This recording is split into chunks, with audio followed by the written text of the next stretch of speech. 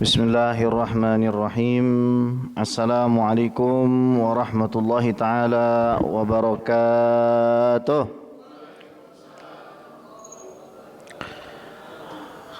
Alhamdulillah, wassalatu wassalamu ala sayyidina Rasulillah, sayyidina wa maulana Muhammad ibn Abdullah wa ala alihi wa sahbihi wa mawalah.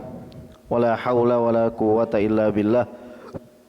Asyhadu an la ilaha illallah wahdahu la syarikalah wa asyhadu anna sayyidana wa maulana Muhammadan abduhu wa rasuluh alladzi la nabiyya wa la rasula ba'dah.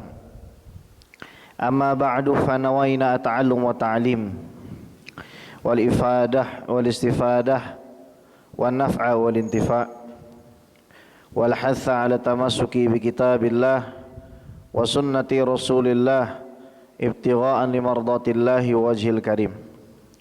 Allahumma faqihna fid din wa 'allimna ta'wil waj'alna minal ladzina yastami'una al-qawla fayattabi'una ahsanah. Allahumma arinal haqqa haqqan warzuqna ittiba'ah wa arinal batila batila warzuqna ijtinabah wa adkhilna bi rahmatika fi ibadika shalihin amin ya rabbal alamin. Hadirin wal hadirat rahimani wa rahimakumullah, a'azani wa azakumullah. Alhamdulillah, Allah Subhanahu wa taala izinkan kita untuk sama-sama bermajelis di malam Selasa ini. Kita akan melanjutkan pembacaan kitab At-Thariqu Ilallah atau Jalan Menuju Allah Subhanahu wa taala. Kita sampai kepada kaidah selanjutnya, wa min qawaidit thariq, dari kaidah-kaidah jalan menuju Allah, anna multafitan fi tariqillahi la yasilu. Sesungguhnya orang yang banyak menoleh kepada selain Allah, maka dirinya tidak akan sampai kepada Allah. Qala hafizahullahu ta'ala wa ra'ah wa nafa'ana bihi wa bi'ulumi fi darin amin. Wa qalu fi hadha at-tariqi qa'idatun ukhra multafitun la yasil. Para ulama mengatakan di dalam jalan menuju Allah ada kaidah yang lain, yaitu orang yang menoleh kepada selain Allah maka tidak akan sampai.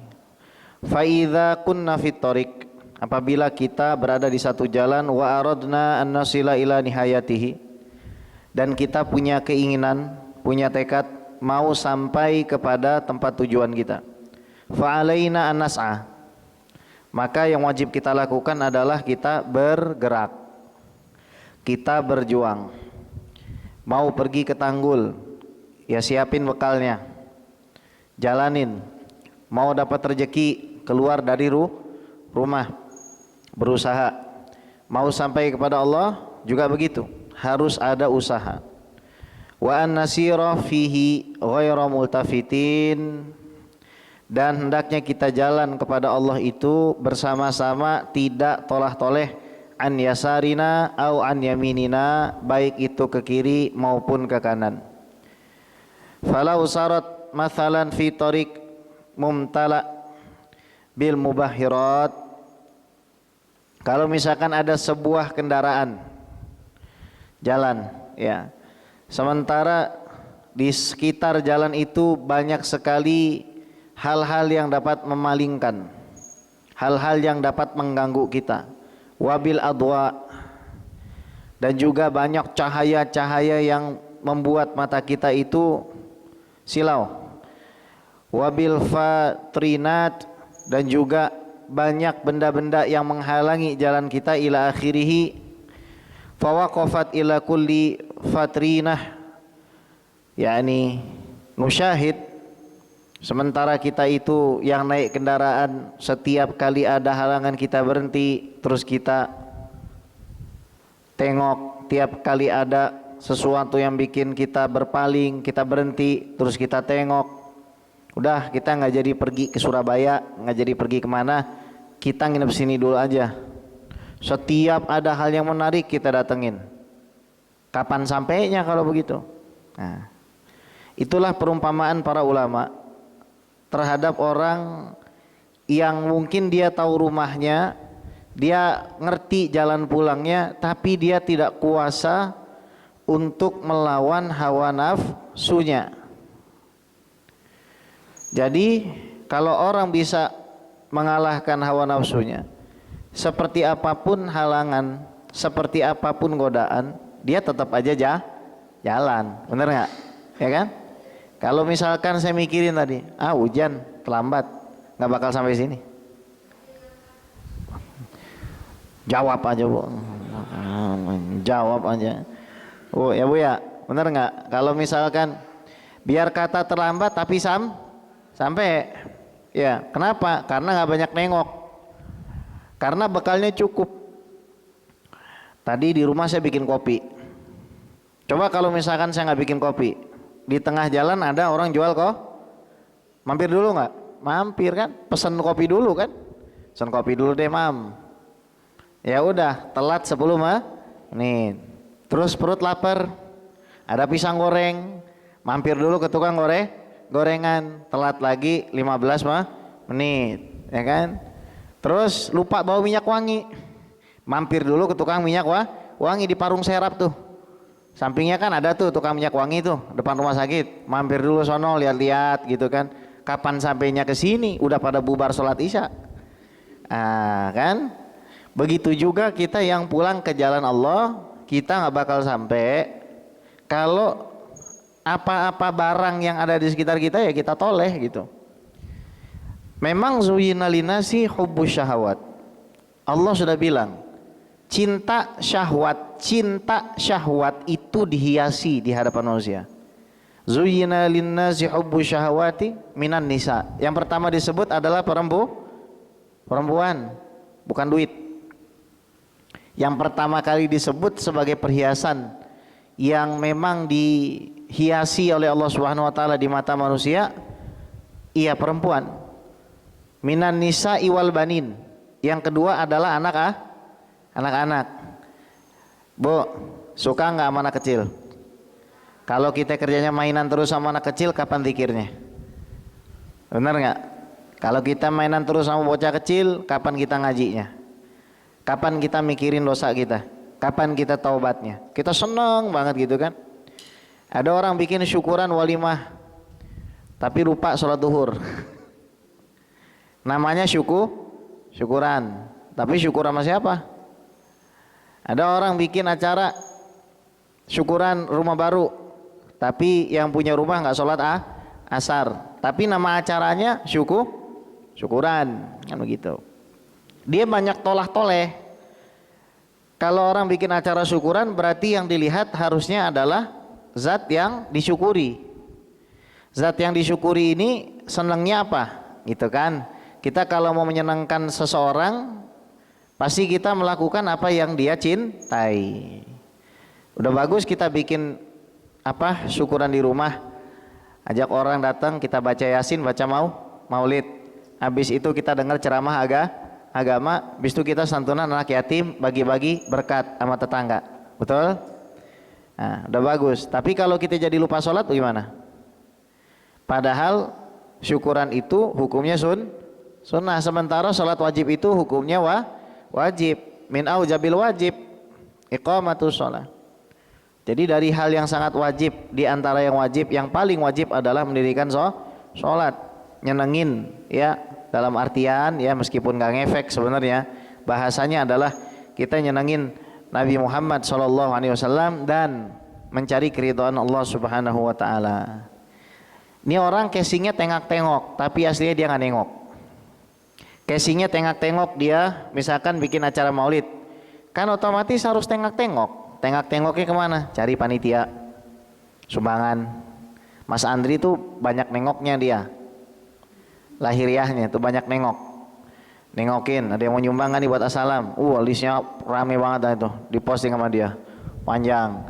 Pak Fulan 400.000, Pak Fulan 1.500.000, ya kan?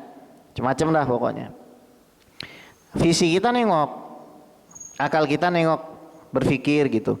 Tapi hati kita itu tidak boleh lepas dari Allah Subhanahu wa taala. Karena Allah tuh tujuan kita. Pada saatnya nanti nggak akan ada yang kasih kita manfaat. Makanya di akhir ayat tersebut dikatakan dzalika mata'ul hayatid dunya wallahu 'indahu husnul ma'ab. Itu semua wanita, anak-anak, harta, tahta, pakaian, semuanya perhiasan itu hanya sedikit dari kenikmatan dunia. Dan milik Allah lah sebaik-baiknya tempat kembali. Kita diajarin di surat Ali Imran tuh untuk tidak terkecoh dengan urusan dunia. Tapi kita jadikan dunia itu sebagai sarana untuk mencari akhirat. Ketika kita ditanya orang gitu, gimana cara rezekinya itu supaya supaya lancar dan lain sebagainya gitu. Allah Subhanahu wa taala sudah katakan dalam Al-Qur'an, wa'mur ahlaka bis-sholati wastabir 'alaiha. Suruh keluargamu itu untuk sholat dan bersabarlah atas itu. Lihat. Kita disuruh memperbaiki artinya kita disuruh menghadapkan diri kepada Allah Subhanahu wa taala dan bersabar. Bersabar memerintahkan sholat, bersabar mendirikan sholat. Kenapa fisik kita itu diperintahkan Allah untuk menghadap ke Ka'bah? Bu, saya mau tanya, Ka'bah isinya apa? Ada isinya nggak Ka'bah tuh? Apa? Kayak pernah masuk aja. Hah? Kagak ada isinya. Kalau dulu ada isi, sekarang Ka'bah tuh nggak ada isinya. Apa coba isinya Ka'bah dulu? Berhala. Terus berhala itu kan dikeluarin sama Rasulullah, betul? Dihancurin semua sama Rasul. Jadi penuh apa kosong? Tuh, kita menghadap kepada sebuah bangunan yang isinya kosong. Itu sebenarnya isyarat satu, bahwa kita kalau mau menghadap Allah, batin kita harus kayak kosong. Dari apa? Berhala ini bisa macam-macam, ya kan? Istri berhala, suami berhala, anak, harta, pegawai, bos, itu berhala. Jadi yang diminta pertama apa? Kita kosongin hati kita sebagaimana Rasulullah Shallallahu Alaihi Wasallam mengosongkan Ka'bah. Itu pertama, ya. Yang kedua, kita diminta untuk meyakini bahwa begitulah Allah Subhanahu wa taala tidak membutuhkan apapun, baik itu sholat kita, baik itu ibadah kita. Allah tidak membutuhkan itu. Tetapi Allah sebagai zat yang tidak bertempat dan tidak berarah memerintahkan kita untuk mengosongkan kita punya batin dari segala bentuk pikiran. Di dalam ayat itu dilanjutkan, la nas'aluka rizqa, nahnu narzukuk. Saya, kata Allah, tidak minta rezeki dari kalian. Justru saya itulah yang kasih kalian rezeki. Pertamanya disuruh apa? Suruh dua. Yang pertama bukan disuruh sholat, suruh kita memerintahkan keluarga kita untuk sholat. Yang kedua, kita disuruh bersabar di dalam melaksanakan dan memerintahkan keluarga kita, lingkungan kita untuk sholat. Berarti kunci perbaikan hidup manusia itu ada pada sholatnya. Jadi kalau orang banyak tolah-toleh, dia sama saja mengisi Ka'bahnya itu dengan hal yang dia toleh itu. Kalau yang dia toleh uang, ya dia taruh uang di dalam Ka'bah, disembah sama dia. Nah, coba tadi antum sholat, di dalamnya ada apa tuh? Di dalam pikiran antum, di dalam hati kita ada apa? Kita lagi sholat tuh, ada apa bu? Nah itulah namanya berhala. Berhalanya itu harus dibuang dulu, buang satu-satu, ya kan? Itu isyarat tuh. Jadi di dalam kaidah ini kita diajarkan apa? Diajarkan untuk fisik kita itu memang bermuamalah dengan makhluk, akan tetapi hati kita kosong dari makhluk, penuh dengan memikirkan Allah Subhanahu wa taala. Kemudian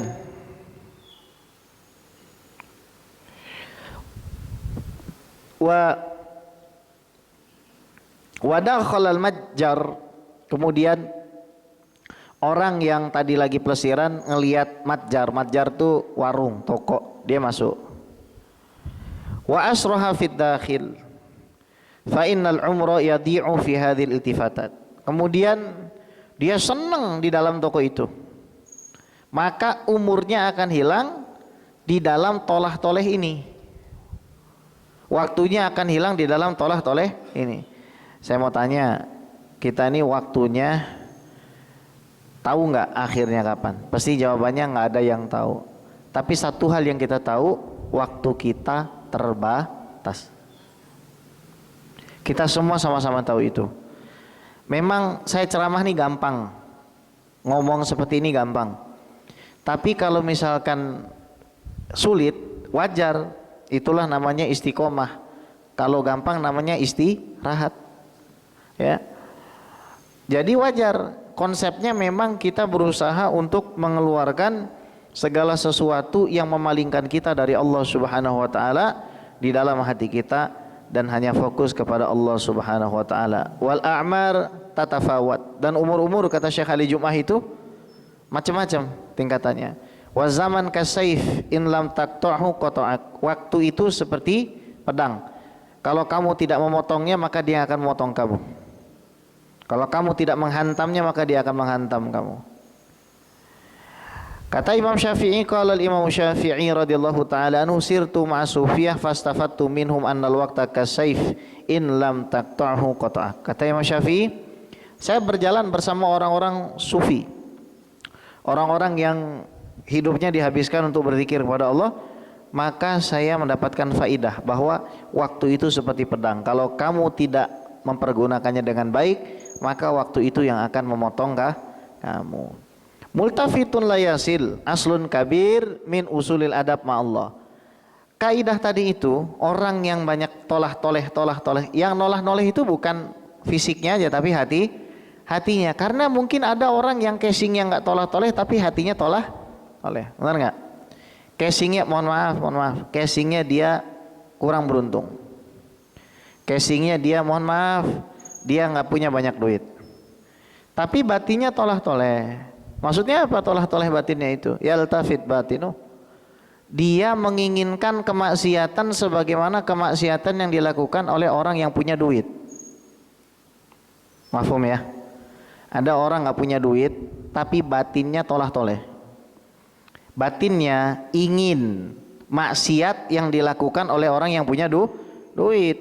Ini musibah, ya.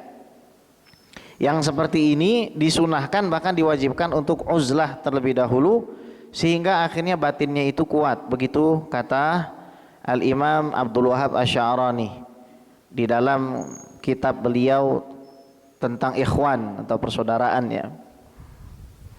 Nah, kemudian Syekh Ali Jum'ah melanjutkan, wa min huna wajaba ayyakuna al-amal khalisan lillah. Maka amal itu harus betul-betul murni karena Allah, nggak ada tambahannya sedikit pun.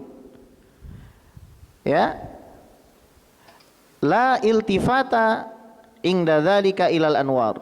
Tidak boleh ada tolehan-tolehan kepada cahaya-cahaya. Maksudnya apa? Ya kita lagi jalan gitu. Ya. Wala ilal asrar, nggak juga kepada bisikan-bisikan makhluk. Kadang-kadang kita ini mikirin tetangga kita pandangannya sama kita baik nggak, suami kita pandangannya sama kita baik nggak, follower kita pandangannya sama kita baik nggak, teman kita pandangannya sama kita baik nggak. Tapi kita nggak mikirin gimana pandangan Allah dengan pandangan Rasulullah Shallallahu Alaihi Wasallam kepada kita. Akhirnya kita capek sendiri. Kenapa? Karena nyenengin makhluk itu adalah sesuatu yang mustahil.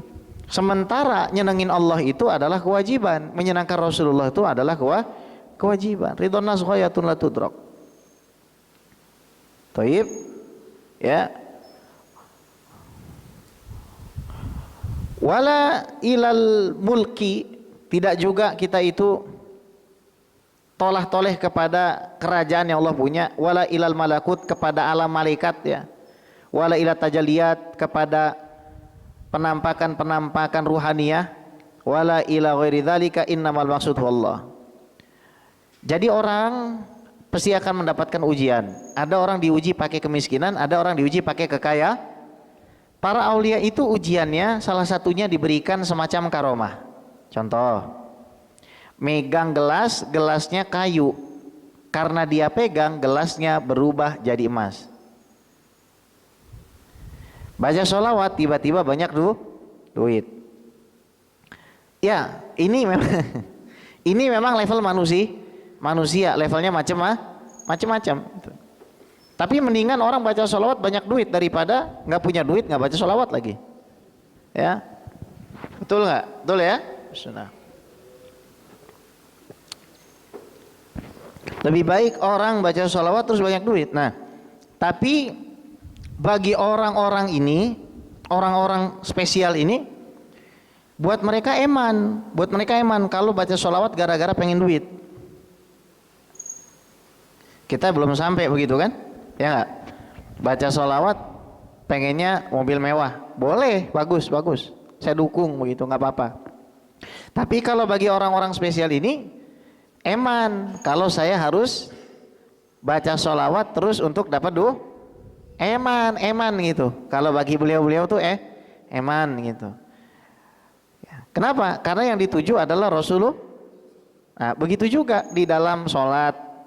Iya memang betul. Kita namanya hidup, kita nih manusia biasa punya kekurangan. Pengen hidup kita lempeng, enak, duit lancar, rezeki lancar, ya kan? Tadi kita disuruh memperbaiki sholat, nggak apa-apa, nggak ada masalah kayak begitu. Tuh ayatnya ada. Tapi ada orang yang dia pengennya lebih dari itu. Jadi dia korbankan itu uang, dia korbankan itu harta, dia korbankan popularitas, semuanya untuk Allah. Contoh paling gampang, Mas Andri ini kan kerjanya ngurusin pengajian, otomatis pasti banyak yang muji dia. Itu paling gampang aja. Nah, Mas Andri itu seneng nggak dipuji? Emang ente Mas Andri? Ini orangnya nih, ya kan? Nah, kalau Mas Andrinya itu senang dipuji, akhirnya dia noleh nggak jadi kepada Allah nggak? Betul kan? Betul nggak? Dia dapat pujiannya, dia mampir ke warung tuh, dilihat warung, aduh masya Allah nih warung tuh. Akhirnya nggak sampai ke Tanggul. Jadi berhentinya di mana? Baru keluar sini di Parung Serap udah berhenti dia. Padahal perjalanannya masih jauh.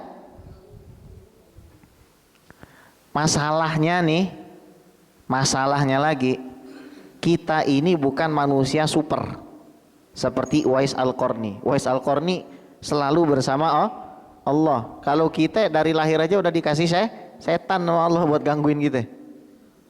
Udah dikasih jin kita nih buat gangguin kita, udah dikasih gitu kan. Kita nih bukan manusia super. Makanya kita butuh kaidah lain. Kaidah itu artinya apa? Pondasi, tiang lain. Supaya apa? Supaya kita bisa terus ingat. Tiang itu adalah Asy-Syaikh Al-Murabbi, guru yang selalu mengingatkan kita. Itu nanti ya. Thayyib. Min ajli dzalika idza dzakarul abidu rabbahu fa inna dzikra yujli qalbahu. Maka daripada itulah kalau seorang hamba betul-betul ingat, eling, sadar, dia ingat betul sama Allah Subhanahu wa taala, maka hatinya itu akan bercahaya, jelas, jali. Hatinya itu akan dibuat terang. Berarti apa? Kita bisa ibaratkan hati itu wa yaj'aluhu kal mir'ah, seperti cermin. Cermin itu sedang ditutup oleh banyak kotoran. Kita mau ngapus itu kotoran, caranya kita ambil apa? Serbet. Serbetnya ini namanya zikir. Berarti orang zikir itu tujuan pertamanya apa? Membersihkan kotoran hati supaya cerminnya jelas terlihat. Wa idza sharal qalbu kal mir'ah in akasat alaihi anwaru rububiyah.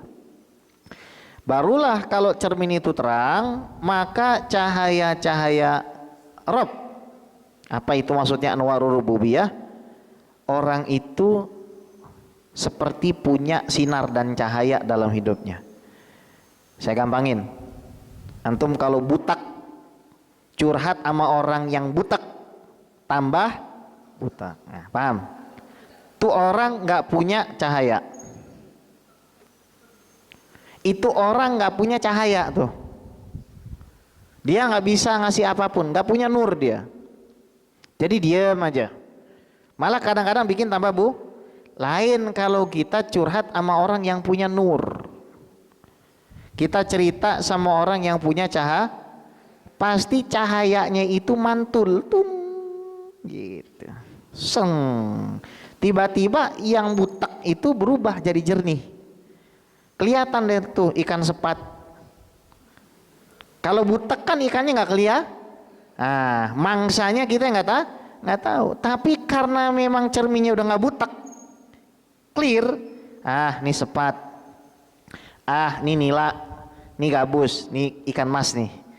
Jelas jadinya. Ya, kenapa? Karena orang itu adalah ahli zikir. Makanya Allah katakan dalam Al-Quran, fas'alu ahla zikri in kuntum la ta'lamun. Bertanyalah kepada ahli zikir. Bukan sekedar ilmu zahir saja. Ahlul ikhtisas itu orang-orang yang punya khosiyah, kekhususan. Saya umpamakan begini, kita sakit mata sembuh nggak kalau kita datang ke dokter patah tulang? Nggak sembuh kan? Oke. Padahal sama-sama betul kan?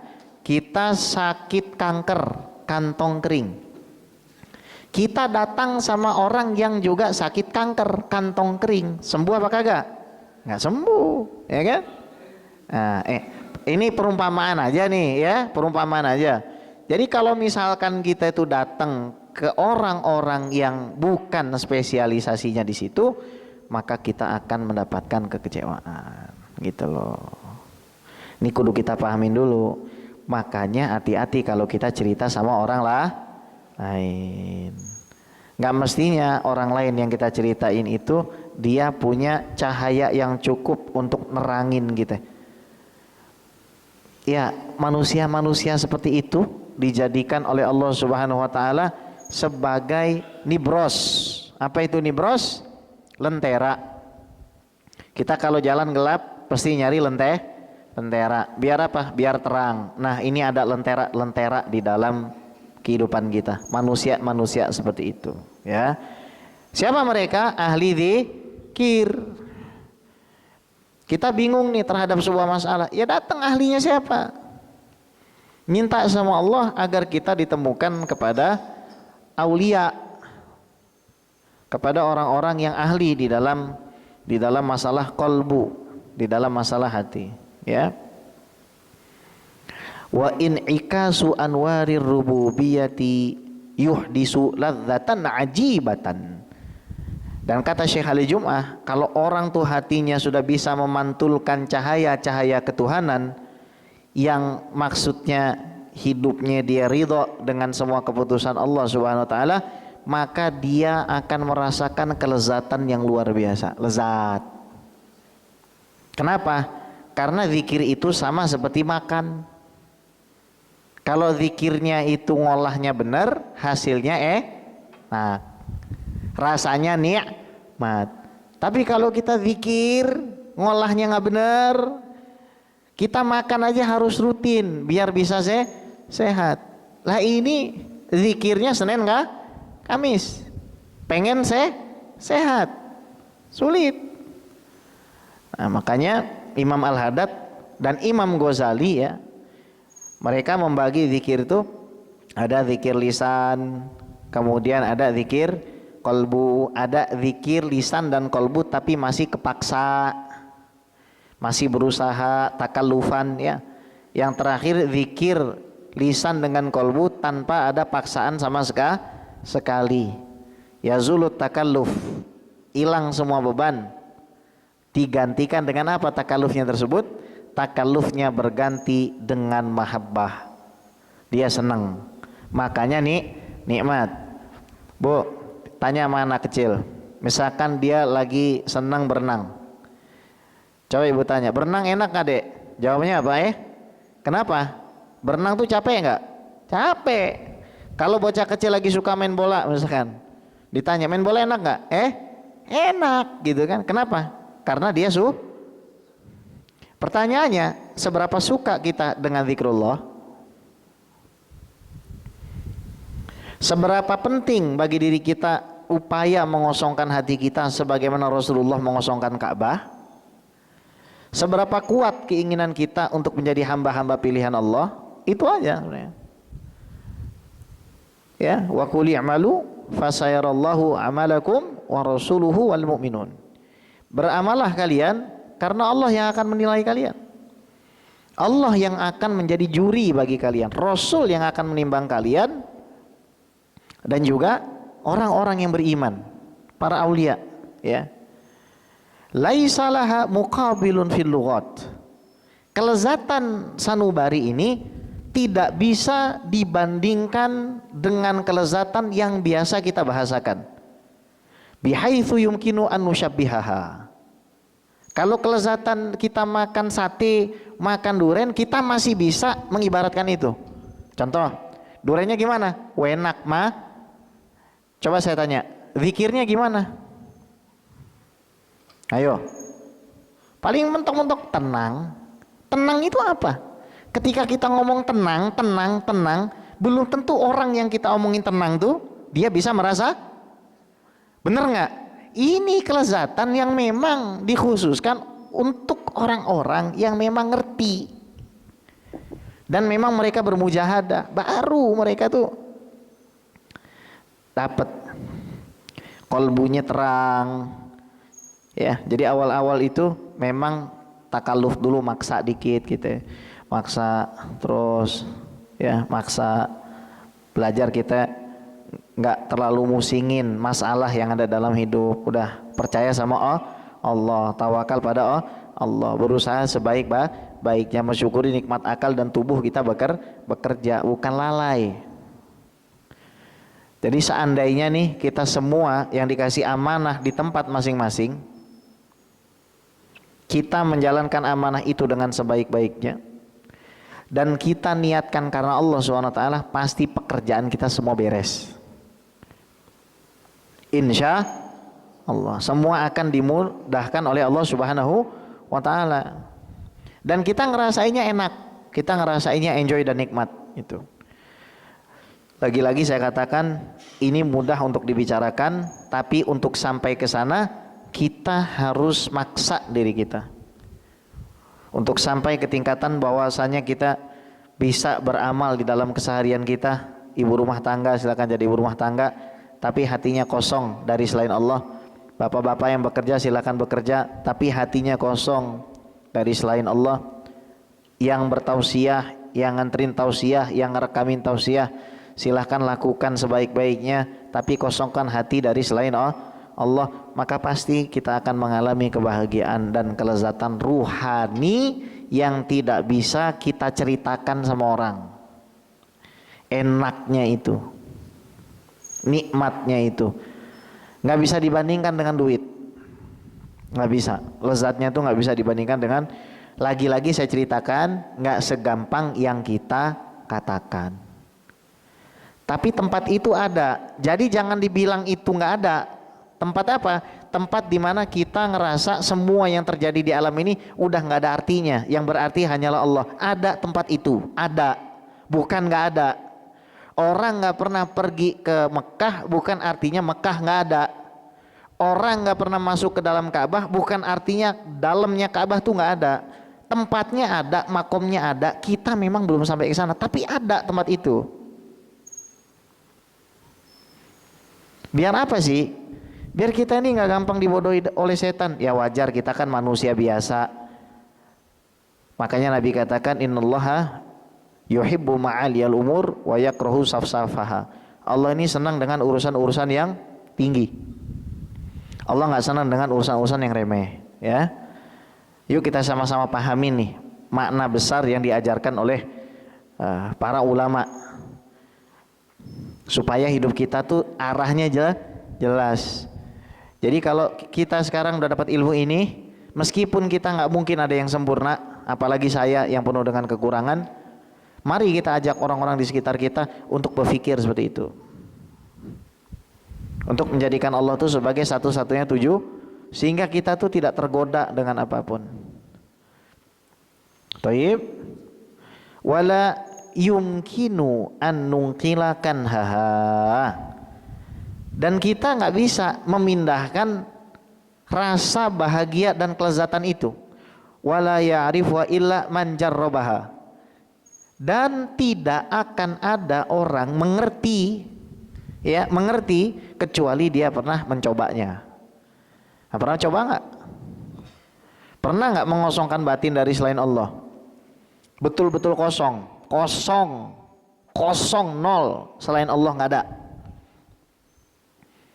Nanti digangguin macam-macam. Ya tadi ada yang digangguin dengan kemis, ada yang diganggu dengan kekayaan, ada yang diganggu dengan maksiat, ada yang diganggu dengan ibadah. Kok bisa diganggu dengan ibadah? Ya pujian.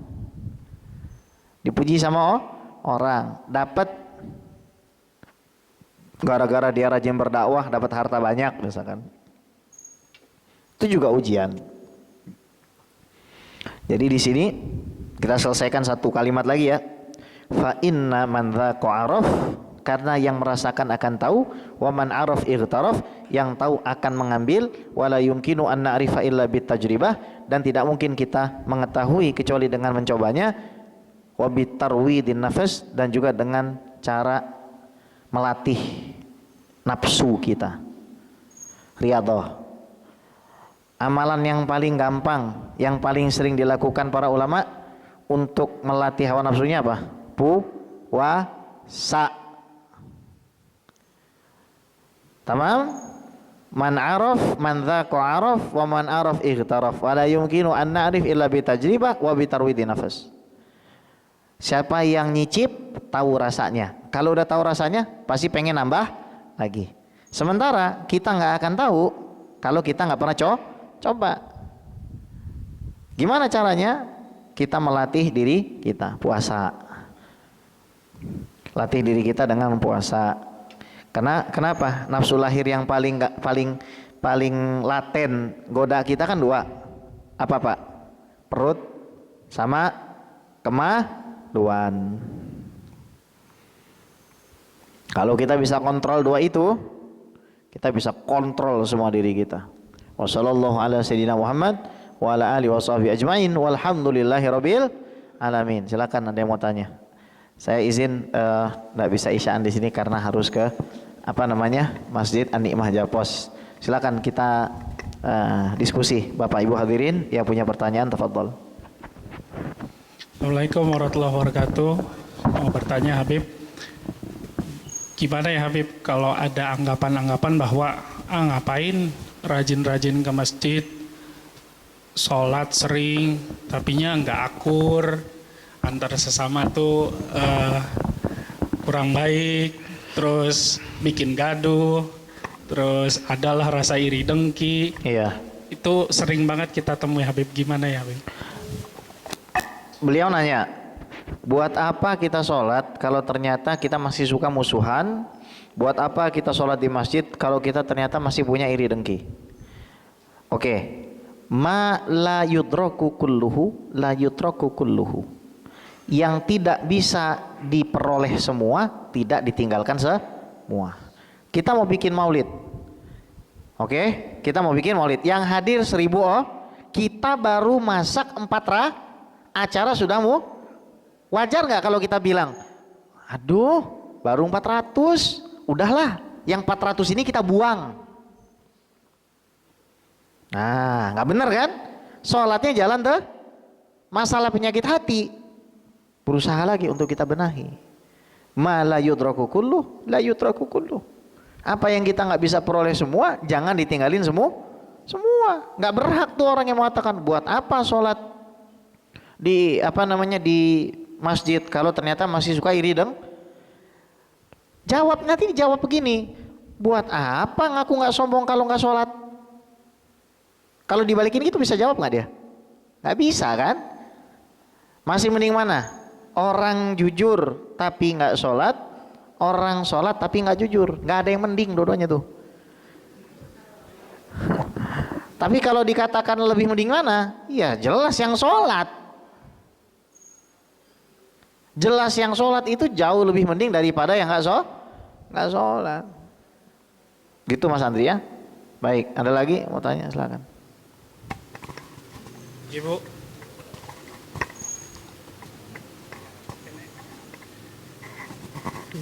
Assalamualaikum warahmatullahi wabarakatuh. Waalaikumsalam warahmatullahi wabarakatuh.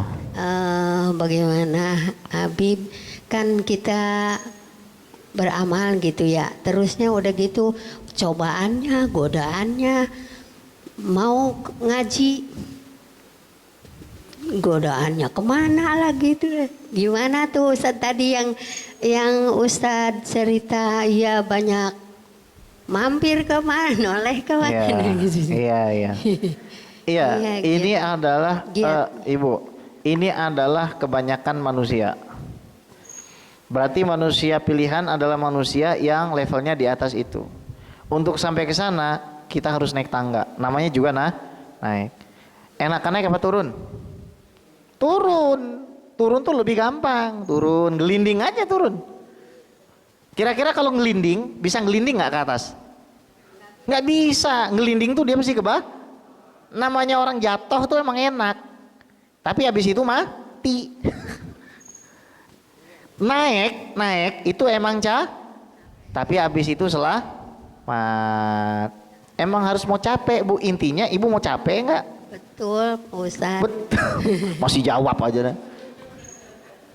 Ya, kenapa Bu? Ayo curhat lagi dah. Lah, jangan Bu, mau curhat lagi boleh dah. Hah? Itu terjadi sama nenek sendiri. Godaan cobaannya banyak. Bu, kita sama. Tos dari jauh ya. Kita sama. Kenapa? Karena kita semua manusia pasti diuji. Tapi intinya adalah kita sadar, ya Allah, saya kan harus pergi ke Tanggul ya. Udah deh, jangan lama-lama. Mohon maaf saya nggak jadi belanja ya. Lagi gitu. Jangan lama. Kalau ternyata mampir jangan lama. Kalau bisa ya jangan mampir. Sama kayak kita ke rest area. Ibu mau tinggal di rest area? Nah, nggak enak kan? Tapi ketika sudah sampai ke tempat tujuan, nikmatnya luar biasa. Wassallallahu ala sayyidina Muhammad wa ala alihi washabihi ajmain. Walhamdulillahirabbil alamin. Wa lafu minkum. Assalamualaikum warahmatullahi taala wabarakatuh.